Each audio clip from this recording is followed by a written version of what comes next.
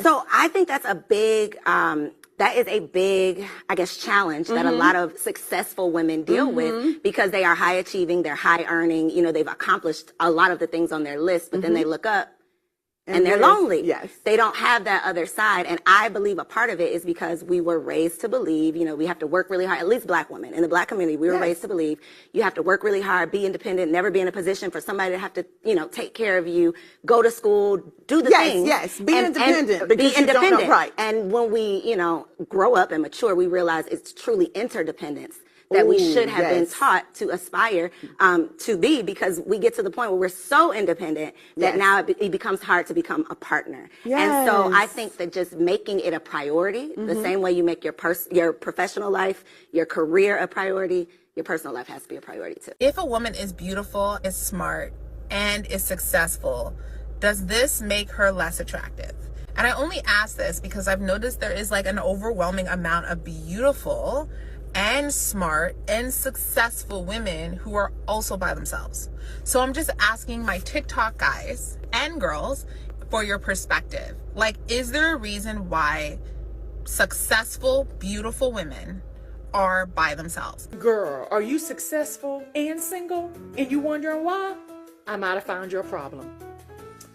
It says the 3 ways a man shows that he loves you is by professing, providing, and protecting, which means that if you got your own money, check, your own car, check, your own house, check, an alarm system, check, a pistol, check, a guard dog, check, check, and you practically are shouting from the roofs that you don't need a man to provide for you or protect you, then men see no need to keep coming around. What in the world does a man need you for if you got all of that? Ooh, now I know I'm guilty. I work with a lot of successful, accomplished, and ambitious women, and they often find that they're in relationships with men who are unfaithful and who cheat on them. And I get asked a lot, why do men cheat on successful women? When they have a good woman who is accomplished, who is ambitious, who participates in the relationship, who loves him, why would he cheat on her? So here is one of the top reasons why a man would cheat on a successful, good woman who's in his life. Unfortunately, first, I have to address you women, right? What often happens with women, black women and women of color especially, who are accomplished, ambitious, and successful, is that you will date down based on your idea. What often happens is that successful, ambitious, and accomplished women often date men who do not have the capacity to allow the fullness of them into the relationship. As a successful, accomplished, and ambitious woman, you will often choose men who just simply do not have the ability to accept the whole of you. And that means that when you are in these relationships with these men who don't have the capacity to accept all of you, to support all of you, they often feel resentful, they often feel angry, they often feel jealous of your success. And that's because your elevation and your success holds him accountable to become more ambitious, more successful, and to rise to the level that you are on. Welcome back to the channel. You see the information on the screen, so you already know what I'm about. So let's get into it. So recently, I had an event that made me want to make this video. I hadn't really talked about the whole problems with successful black women dating in a very long time. I felt like I had kind of done it to death. And I felt like social media had done it to death. But I felt like I needed to talk about this again because I think what's happened now is that a lot of women have a huge wall / painful point in their heart, mind, spirit when it comes to success. So what do I mean by this? In the past, I had dated a couple of women, like I've told you before, that were very successful. All right. And I noticed that about 50% of them back then really did not like talking about their job around me. OK, they never talked about it. If I brought it up, say, hey, how was your day at work? They did not want that question. OK, they didn't want me to talk about anything that had to do with their career. And recently, I met a young lady And, I was just making conversation with her. At least I thought I was making conversation with her, but I guess I was being rude. And like I said, and when I say that, I'm not saying it in a sarcastic way. I'm saying it in a way that, again, I didn't understand her pain at that moment in time. And basically, I found out that she had a job that, paid decent money. And as we were talking about it, I kind of noticed that she really just didn't want to talk about it, and, we exchanged, information or whatever. And then we had a little bit of a conversation. And in that conversation, I thought, I was kind of giving her a compliment, the same compliment I would give a lot of my male friends, about their job or their position or what they're doing. But she ended up writing me a text later where she actually said in the text that she thought what I had said was disrespectful. And so me and her went back and forth a little bit in text, and it wasn't much, like 1 or 2 exchanges. And at that, I think we came to a resolution where I think she recognized that I didn't really mean any harm. But one of the things that I learned through that process is that I feel as though right now, a lot of successful women, and I don't think this is just black women, but I think a lot of successful women are starting to feel ashamed because of their success. And I talk about this, a lot because I don't think that a woman should be ashamed of her accomplishments. There's nothing wrong with a woman being accomplished. There's nothing wrong with a woman doing great things. I've talked to you guys a lot about personality, over the years. And basically, there's a certain subset of all people that want to achieve greatness. That's just who they are. That's who, how they do. They're going up the mountaintop. And I've never really said that these women were bad. What I've always said was that a lot of these women have to understand how to split their attention. They have to want the mountaintop, but at the same time, they have to want the perfect family. And it was kind of like the one lady said, was you have to take that same energy, that same drive that says, I want to be this great worker on this job, or I want to have this great business. Take that same energy and say, I want to have this really great marriage. I want to be the best wife I can be in the world. That's all women have ever had to do. I've always talked about all you have to do is just point your energy towards the family. Point your energy towards your husband. Point your energy towards your man. Because you have the energy, but it's all about where you're pointing it. It's like everybody has ambition in something. Somebody that wants to be a gamer, or a woman that says, I want to read 52 books in a year. That's ambition. You're just pointing it toward what you want to point it toward. You're saying, hey, I want to read a lot of books. Or, hey, I want to be able to beat all these different video games. It doesn't really matter. It's the same concept. You have a desire, you're pushing it forward, and you're willing to do the work in order to accomplish it. All right? So that being said, now let's get into the meat. Okay?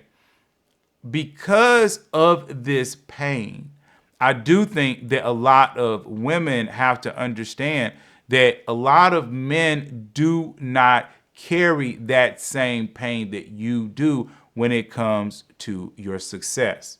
Like for me, I do not care if I date a successful woman as long as she respects me and she sees me as her head. I dated a woman once that this woman made well over $250,000, probably was making $300,000 or more a year. But she literally told me she does not want to be the head of the household. She does not want that responsibility. She was like, I want a man to come in. I want him to be the leader. I want him to, to do all these things. She was like, I want to rest in my femininity. She was like, I just have a job that makes a lot of money, but that doesn't mean anything to me. The only thing that matters to me is my family and my husband and my children.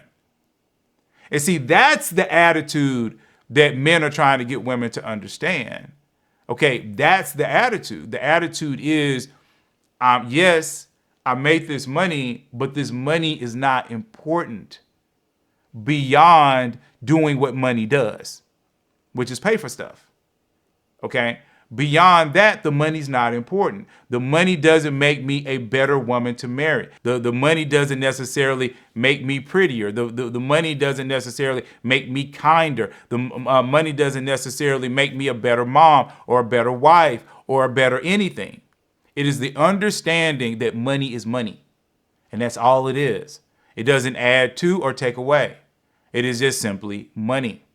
A lot of times when I talk about the protective provider piece when it comes to men, I'm always telling men, don't focus on the money. See, this is the same thing, ladies, if you're paying attention to what I'm saying. I'm telling the men, don't focus on the money.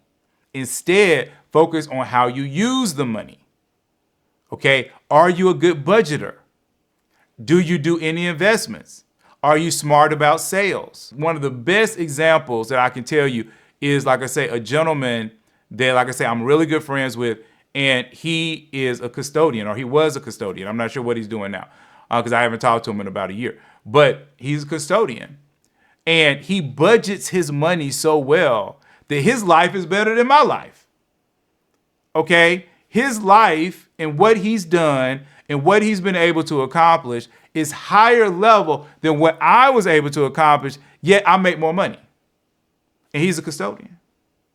But see, that's a provider. That's someone who understands how to work money and not have money work him. Like, I've had to learn how to keep money from working me. I remember recently where I actually, this is true, I actually got a new job. And when I got this new job, okay, evidently they were paying me more money. And at the end of the first year, I was like, okay, where did all this money go?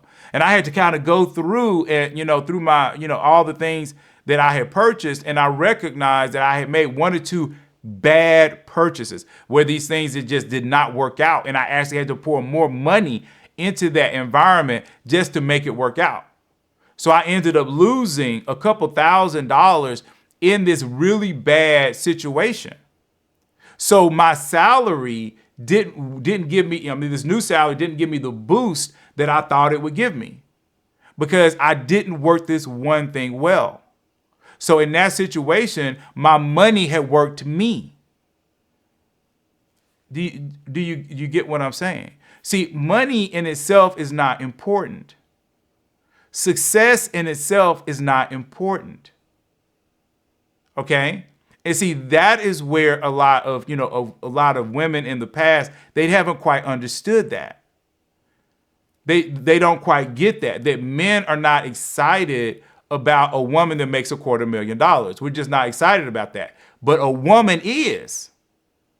The average woman is excited about that. When she runs into a man that makes $250,000, she gets, oh crap, blah, blah, blah, blah. I mean, that just makes her happy. But it doesn't make men happy. And so that's really where the issue is. But a successful woman should not lower herself, okay, and try to act like her success doesn't mean anything. Because what you want as a woman is a man that will applaud you, that will help you. And again, like, I'm always joking about my celebrity baby mama, her, all right? And one day, maybe she'll watch one of these videos and give me a call. But I love to talk about her because she's a multi-millionaire. In my current path of life, I don't see a way that I would catch up with her financially. I just don't. But if we were together, I would not have a problem unless, okay, she disrespected me because she makes more money. As long as she doesn't disrespect me and my position as a man, I actually would not have a problem with it. She's an attractive woman, and what I have seen, okay, of her in interviews and even in some of the music that she's done, she seems like a nice person. That's what makes her attractive to me. I don't like ratchet chicks, okay? I don't want that. I don't want no drama. I don't deal with drama with women, okay? Her seems like she don't have no drama, and that's one of the reasons why I like her.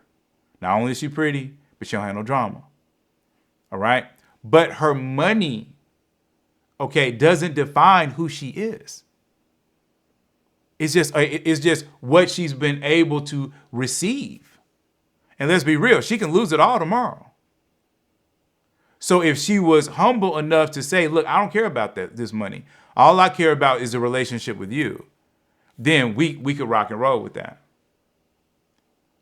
And that's why I talk so much about women understanding no one's trying to stop you from going up the ladder of life, from achieving things. Achievement is good. The problem is when the achievement defines you. And when you want the achievement so badly that you do not care about the man and you don't care about the family. Now let's talk about the second piece to this, okay? Because there is a second piece. And the second piece, again, I'm gonna throw up the personality so you can get it and we can get through this really quickly. Okay, a lot of the women that are highly successful, they are instinct-driven women, okay? They desire power, all right? And that's what they just do. And when a person is in a power mindset, that is technically what we would call a masculine mindset. Now, that does not mean that I'm saying that these women are bad. Like I've told you all before, I have some really great friends that are women that have masculine energy. We would say they have masculine energy. They got married. They have great families. They're absolutely awesome women. So I don't say the instinct-driven women are bad women. But what this means is they lean into power. And when you are a woman that leans into power, what you're generally attracted to, okay, is the exact opposite. You're attracted generally to a man that leans into relaxation, that leans into peace. Because the instinct energy needs peace. The instinct energy needs calm. It's like even in America, we use the term work hard, play hard. But a lot of people that work hard, they don't know how to play hard. So what they do is they find another human being that has that energy, and then that energy helps them to play hard. It helps them to decompress. It helps them to relax. A lot of successful men have quiet, wives that just stay at home. They stay in the house. As soon as a man comes in, she's like, oh, honey, how was your day? Do I need to rub your back? Okay. Do I need to run a bath for you? Why? She's bringing him peace. Does this make sense? So when the energy is in a woman, a lot of times she's doing the exact same thing. She doesn't recognize she's doing it, but she's doing the exact same thing. See, a lot of instinct-driven women believe I am going to go out here and I'm going to find an instinct-driven man and we're going to be a power couple. But the instinct-driven man desires peace. And instinct-driven people don't walk with peace. They're always moving. They're always grooving. They're always trying to make more money. They're always trying to go up the mountaintop.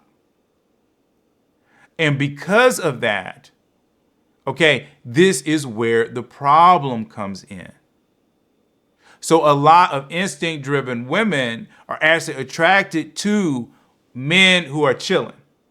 They're relaxing. We might even want to call them lazy. And through that, a lot of these men have no ambition, or they have very little ambition. So they don't really achieve a lot in life. But that opens those men up to insecurity. So now what's happening is these women, okay, are dating these men. And like the one lady was trying to explain it, okay, but I don't think she went into enough detail about it. So now these women are dating these men because, see, those women don't date me. They avoid me. I'll be honest, like I say, I've told you, I've tried to date women like that before. But as soon as I come in and I say, look, I'm a dominant type of guy, okay, I kind of do tend to run things. Now, I don't mind delegating things. And I'm not so mean or nasty that you're not going to get what you want. Because honestly, women under me tend to get more than women under lazy men or whatever. Okay, because I'm going to lean towards you because I believe in leading like Jesus. But the bottom line is what happens is a lot of times when I start to talk about the fact that I am going to lead the relationship, a lot of those women are like, I'm out. I don't want no man leading me. And so at that point, we are divergent of each other. Okay, and so a lot of those instinct-driven women, they run into instinct-driven men, but they don't like the fact that they have to now submit to the man. And that frustrates them. They think that they can go in 50-50 and be, when I say 50-50 here, I'm talking about in power, not in money. Okay, and so they think that's going to happen, but most instinct-driven men are not going to give up their power. Okay, it just doesn't work that way. And so now what happens is the instinct-driven woman is now, either directly forced or she just finds herself more attracted to the guy that chills. And then that guy, because he, like I said, can lean into his insecurity, he tends to cheat more. He needs his own validation. And so now all these problems are happening. And then women are like, okay, why is this happening to me? And see, a lot of black women are going through this because the culture, the literal culture of the black community, which is a matriarchy, is encouraging women to seize power, to go up the mountaintop. And like I've said before, not every black woman is doing it. In fact, I think we have a disproportionate amount of women that want to go up the mountaintop because there's so much encouragement.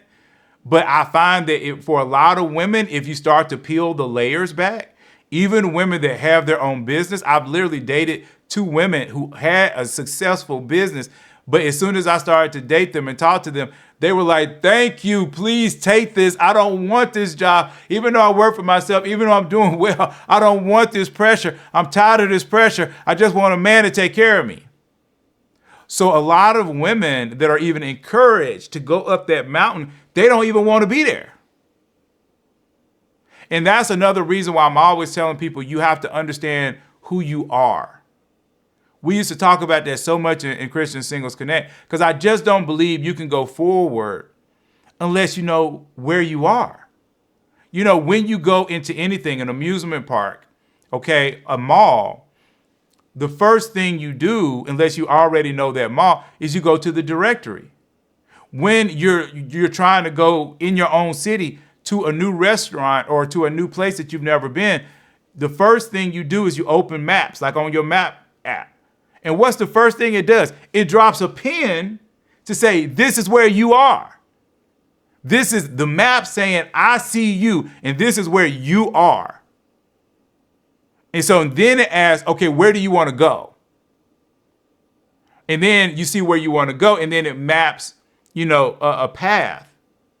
And see, a lot of people don't know who they are. They don't know who they are inside. And if you don't know who you are inside, how in the world are you going to know where you're going?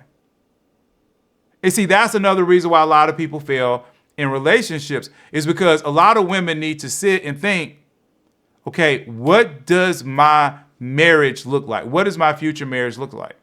Am I working a 9-to-5? Am my husband's working a 9-to-5? Am I working part-time and my husband's working a full-time? Are we working together on a business? Okay, am I staying at home and then he's working full-time? And once you have that, you need to stand on it. And I'm so surprised at so many people, how they don't stand on what they want. I'm going to do a video probably right after this one, and I'm going to be talking about male sexual nature. Because I briefly talked about it in another video, and I wanted to go a little bit deeper into it. But I've talked about it before. I do not talk to women who refuse to wear any kind of makeup. Now, when I'm talking about makeup, I'm not saying it has to be the full face and all this other kind of stuff. But I'm like, you could put on some lipstick, okay, and some lip gloss. And if a woman says, no, I'm not going to do that, then we have nothing else to talk about. I am standing on what I want. I know this is what I want. I know where I'm going. I know exactly, what I'm trying to do. And this is a small thing, but I'm hoping you see the correlation. I'm standing on what I want. If a woman wants to be a stay-at-home mom, stand on that and date men who want women who stay at home. stand on it. And if you're a woman, okay, that wants to go up the mountaintop and you want to have that career, then date men that have no problem with it. Don't date men who are insecure that you make $150,000, $200,000 a year. Date the men that are not insecure about that. And you're going to have to talk that out, and that can't be a sore spot, in you. You have to be okay with it. And there are lots of men that will be okay with it. Like me, I don't really have a problem with it. If a woman is making money, I don't really care as long as she has the ability to split her energy between whatever that is and the family. And I feel like she's doing it enough, giving enough energy to the family. Now, if she can't do that, then we're not going to be together, or she's going to have to turn that energy towards the family, at least for a small amount of time. All right, until maybe the kids are older or whatever it is. She has to put some of that on the back burner. And there have been men, ladies, that have had to do that as well. Like one of my favorite directors talked about how, when I actually found out his story, he actually had a family. He wanted to be a director, okay, because y'all know my background is media. And he wanted to be a film director, and he didn't direct his first film until he was like 60. Why? Because he had a family. The family comes first. Then he got his career, and he got it at 60. Okay, sometimes it happens like that. You have to be okay with that. Family comes first. God comes first. Your man comes first. Your children come first. They don't come second. All right? So anyway, please like and subscribe. Also, remember, every other Thursday, we do Thursday Talks. In June, we're going to be doing Thursday Talks without the live. So it's just going to be on the Zoom so we can keep things private. I've talked about it in a couple of other videos, but remember, it'll still be posted. But, just remember that it's going to be private. It is not going to be live. The final thing is for those in Atlanta, I'm not sure exactly when this particular video will come out, but May 3rd, we actually have hiking. So you can come out to the hiking event. We're going to hike up Stone Mountain. So you can come out to that. Also on May 17th, I believe it's the 17th, we're going to have the Beltline Scavenger Hunt. That's always a lot of fun. I don't have time to go into it right now, but that's always a lot of fun. So please come out for that. I'm also looking to do a singles mixer more than likely in June. And then I'm also researching how to do a virtual singles mixer and maybe try to get that out in May. Because when I was doing the Pop the Balloon stuff, a lot of people were interested in that, but I want to change it up to make it where more people can interact and that we can go ahead and really make this thing work. And I'm okay with putting the money in it. I just need to research this one particular company to see whether or not they can hold the bandwidth of somewhere between 50 and 100 people actually getting online, going from room to room to actually talk to each other. All right? So anyway, please like, please subscribe, and I'm going to see you all in the very next video.